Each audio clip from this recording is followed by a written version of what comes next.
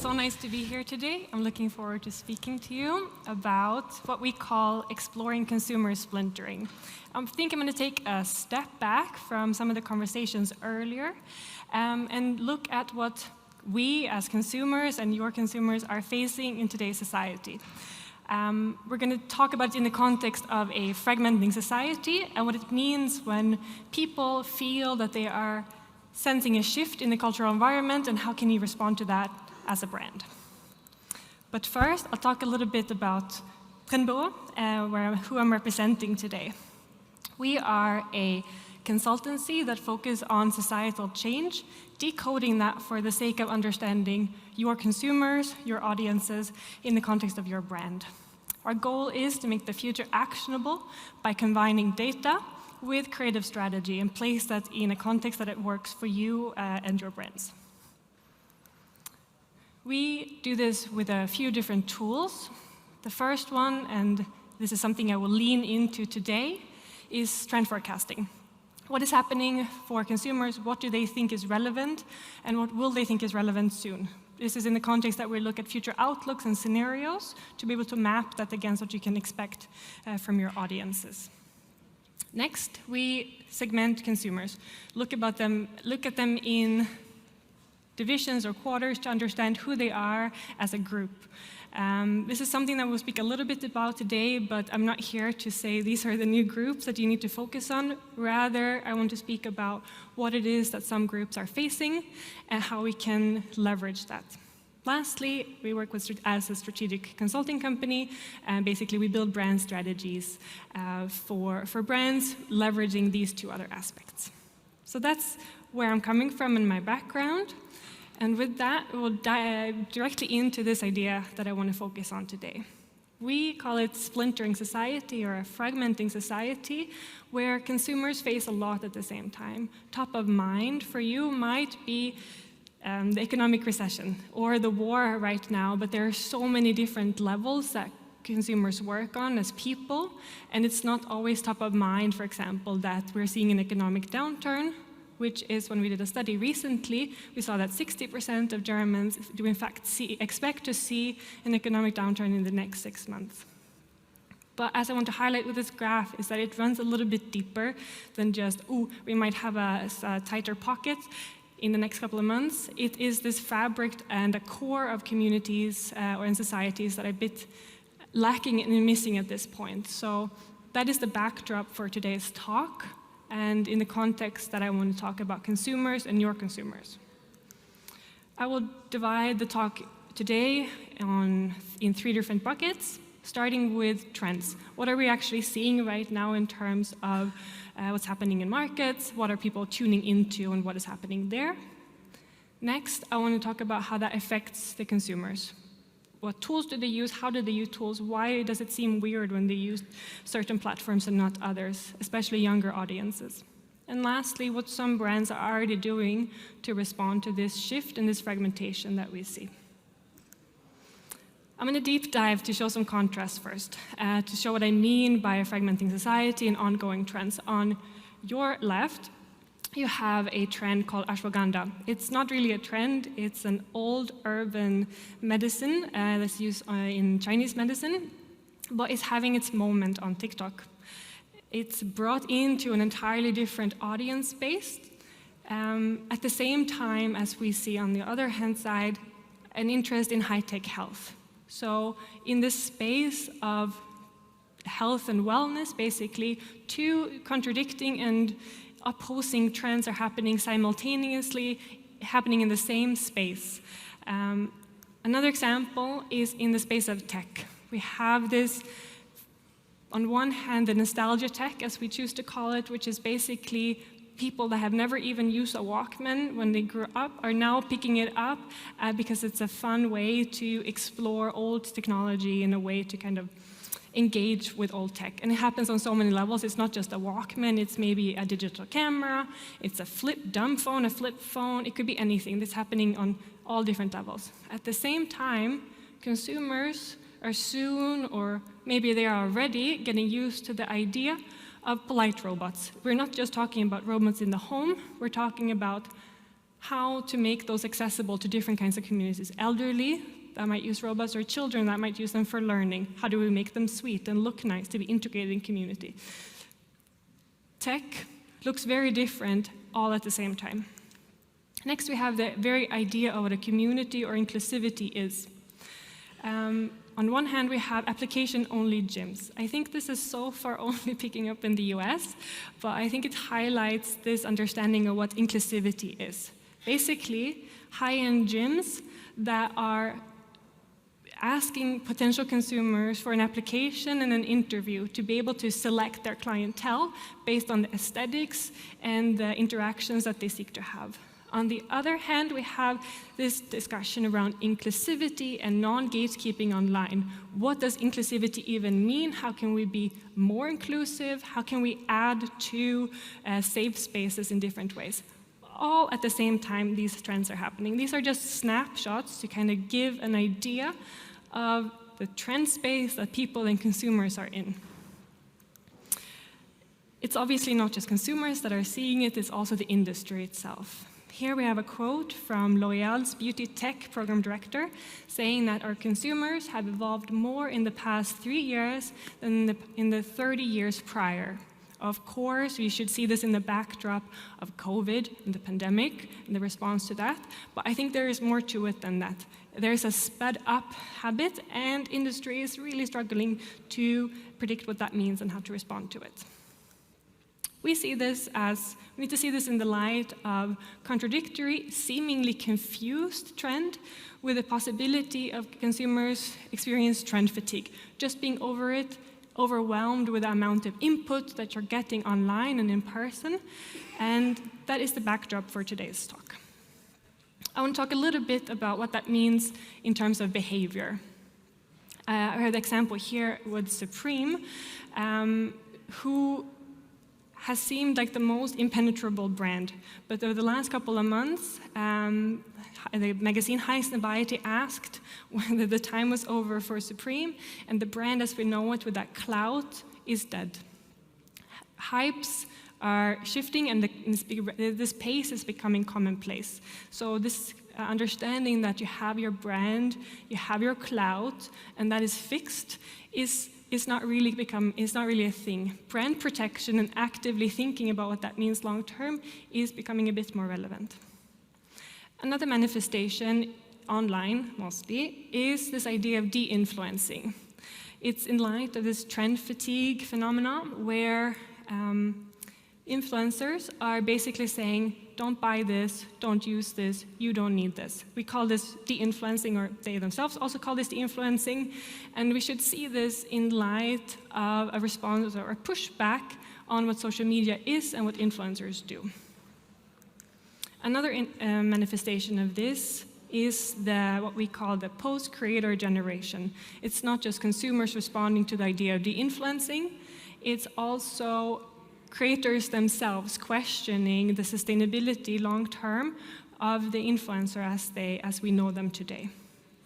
To exemplify this, I have the case of the woman up behind me. Her name is Emma Chamberlain. She is one of the originators of YouTube influencer as we know it. And she has been very open with her issue around the content creation movement and has since stepped out of that zone already. So, of course, we're not seeing an immediate move away from it, but we're starting to see ideas and questionings of what we thought were the next go-tos for marketing. Another way to think about how consumers are responding to this is through how they use tools and when and for what. Google said that almost 40% of young people use TikTok or Instagram instead of Google when searching for things like where to go for lunch or where to go for dinner or what to do next. This is a very different kind of use than we would have expected for how to find things where your go-tos are. And we might see even more and a more quick displacement of how people use tools with new emerging products like Bing or ChatGPT, and that is a bit more expected, and we kind of see that flow over time. What is more confusing to me is when existing tools, Instagram has been around for quite a while, is used in a different ways by new consumers. Overall, we call this the age of unfamiliarity for the consumers. 91% of Gen Z say that there is no mainstream anymore, there's no mainstream pop culture. And this really feeds into the idea of this fragmenting, a loss of the common sense of who your audience is, where they go, and what they do. But it's also not that they're just scattered as people. It's still a search for subcultures, for belonging, and that's increasingly important for this group. We call this the era of dehabitualization, where it's harder to predict what people are doing. The patterns are a little bit less clear. And this comes into play as consumers question the established patterns and search for places where they can belong. What does this mean for brands? Obviously, it's a challenge for this old idea and understanding of brand loyalty. We did a survey asking Germans how they perceive their brands, and 61% said that they have switched their previously preferred brands for cheaper alternatives. Yes, this is at the beginning of when people started reacting to inflationary patterns, but it runs deeper than that. And there is this sense of loss of what it meant to be before. There are more options that come to you at hand. To kind of put this in perspective, we tend to look at it from where the consumer's key priorities are. We have moved from the line on transparency for a couple of years ago, fed into this era an idea of mistrust. You wanted labels, you wanted sourcing, you wanted origins, you wanted to know everything as a consumer because there is this loss of trust in general. Now the next step that we see is this idea and sense of longing for belonging, basically. We can call this the era of communities. I understand I'm preaching a little bit to the choir, speaking on a community day like this, but there are so many levels to how you can engage with what a community is and what that means. So I'm going to list a couple of future brand priorities in light of this priority among consumers searching for belonging. And the first one is join in the cultural conversation. Basically, the goal is to enhance experiences by bridging your own values or your own branding with the ongoing trends in a meaningful way. A brand that's doing this is Lululemon. It's a yoga pants brand or an activewear brand. They noticed that the hashtag Lululemon dupes was trending online. Dupes meaning you're looking for a cheaper alternative as a consumer, and people were essentially searching for that Lululemon quality but in a cheaper other form.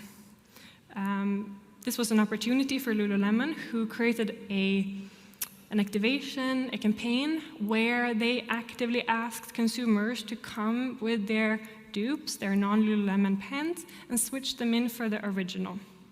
Basically, they took the conversation that was happening, they joined it in, and it kind of made sense for their brand. They placed it in a physical context, but played with the idea both of dupes overall, and created a moment for their brand. Another future brand priority is adding to the cultural conversation, not just chiming in when you had a lucky break. And the focus here should be on humanization and adding to the topics in a way that makes sense. To exemplify this, I have not the brand, but the department store Selfridges, based in the UK in London. They knew that a large chunk of their consumer base was interested in this idea of health and wellness. That's a big part of their consumer audience, and it's a big part of many consumer audiences. It's a big topic. And they wanted to add to this in a smart way by engaging with the meaning around what wellness and health meant, rather than just adding a couple of products. They made a big campaign they called Super Self, and they included speakers and psychologists into the store, exploring what health and wellness meant for their consumers in a very open way. So open that they also included sex therapy sessions in the store itself. And it made sense for the context that they were in. We're talking about health and wellness, but it's still quite a novel take. So both brought attention to the brand, but not in an artificial or gimmicky way. It was done in the context of exploring this really important topic for their community. Our last brand priority for today is this idea of tribes, which is just another name for communities in essence, but there are many types of brand communities. And the idea is to really play with this idea of the experiences, like this one, that your brand brings, rather than just the product itself. To exemplify this, I have the brand Gymshark, another athletics wear brand. What they did is that they already played a lot with their community, and they have a quite developed base of participation. And they asked some of their community members to do a 3D print of themselves, of their own bodies, so that they could become the mannequins in their store. Sure, it was a discussion around inclusivity, but they made their members a physical part of their store, and it's been included in part of their communication. It became kind of a centerpiece for who they were as a brand. And this takes me to how deep you can run with this idea of community building. We did a survey asking Germans how much their community meant for them. And 58% of consumers said that belonging to a community, they could describe that as identity forming. And here we asked about not communities like your family or your school or your alumni or your church or whatever, not those non-chosen ones, but communities that people have actively decided to be part of themselves. And even those communities, they said, were identity forming. So there is this real potential in how willing people are in engaging with your brand or with a community and really give something more. So it makes sense that the next step from mistrust and the search for transparency is to really find these bubbles that you feel safe and that we can become part. And this is a real opportunity for brands too. Overall, there are already brands that are responding by joining and contributing to ongoing cultural conversations and prioritizing brand community building. This is both online and offline. I've talked generally about consumers and your audiences, but of course this applies both in the physical and often in a physical moving into an online space or vice versa. To sum up, what I've tried to point to and indicate to is this sense of branded culture. It is this idea moving your community into something that has a little bit of a deeper angle and meaning. So basically, what the goal would be for this marketing priority to really engage with those kinds of audiences is to prioritize and depend on humanization for topics that matter to your audiences, as in the case of Selfridges, really dealing with this idea of health and wellness, or to access communities to rebuild that sense of belonging that we've seen tend to be missing from the conversation. And those were the examples of Gymsharks, for example, that really integrated their own community and made people and the consumers a centerpiece of the brand itself. And with that, thank you very, very much.